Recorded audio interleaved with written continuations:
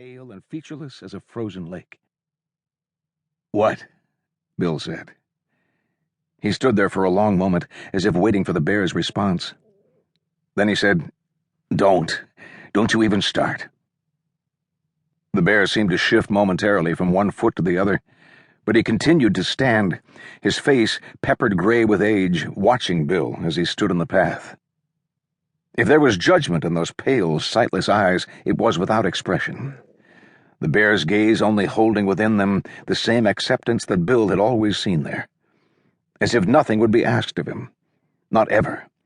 As if the only thing Bill could ever do wrong was not return.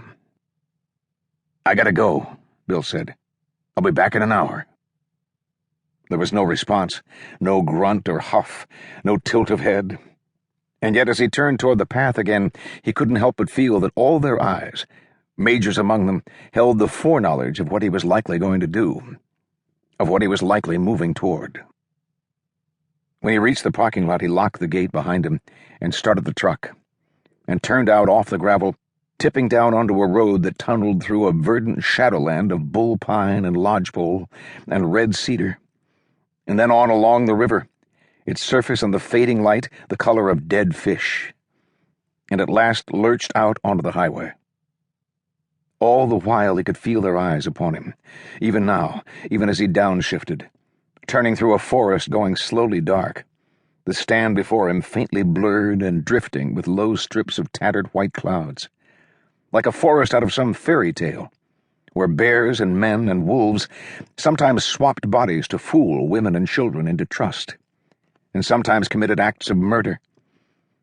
These images encircling him as they sometimes did on the birch path from the trailer to the big gate, even though he knew, of course, that such bleak thoughts would do nothing for him in the hours to come. Yet there was little to brighten them. Such calls as he had received over the years had most often ended in death. The doe he had called Ginny had been the first, if it had indeed been her in the road, broken-spined and crying. The image of her came to him as he drove, not of her in the agony of her final moments, but as a small, frantic creature hanging nose down from a fence, the day he and his uncle had rescued her. But the highway was an abattoir, and with an animal of this size, a full-grown moose, it was likely there would be nothing he or anyone else could do except what had to be done. He had brought the rifle in response to such odds. But despite this, despite everything he knew, he still held out some hope that he would not have to use it. That somehow the animal would have suffered some superficial injury, and he would not need to remove the rifle from where it lay with the dart gun in the zippered case beside him. When his voice spoke into the engine hum of the cab, it was to this falsehood. "You know there's no truth in it at all. Every scrap a lie." And indeed, when he pulled the truck to the side and stepped out onto the street at last, the scene was much as he knew it would be.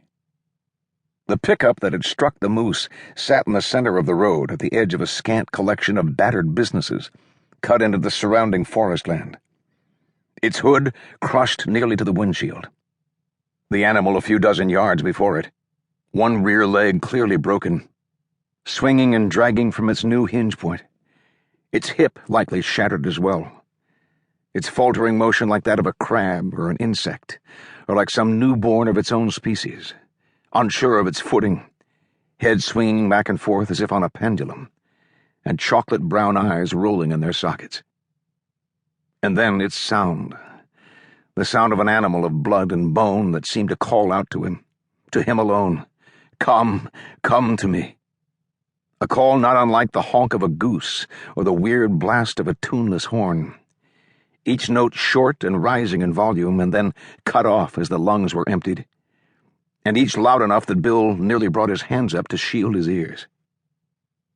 The sheriff said his name, and Bill glanced at him briefly, and then returned his attention to the moose. A young male, a bull not more than a year old. Bill walked sideways around it, toward its head, the sheriff following his motion. The moose's eyes rolled, brown and wet, watching him, watching them all. "How long?" he said. "I think they called you right after," the sheriff said. "So half an hour, maybe."